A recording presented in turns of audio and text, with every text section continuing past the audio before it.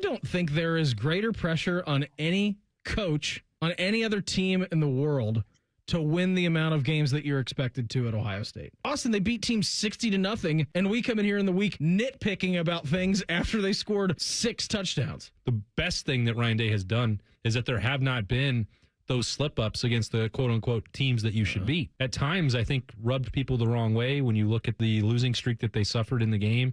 Those losses, to me, were largely aberrations, but they are talent-equated games.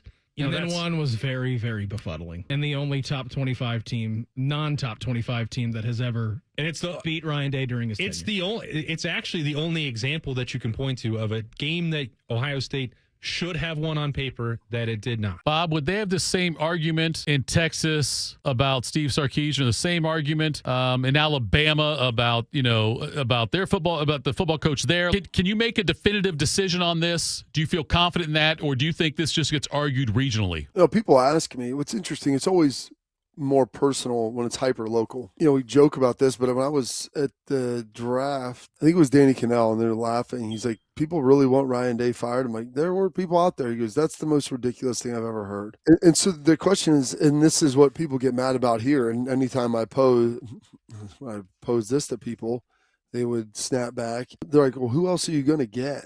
And I'm like, I bring that up to people all the time. And then they say, go find the next new hot young coordinator. And I'm like, this is Ohio State.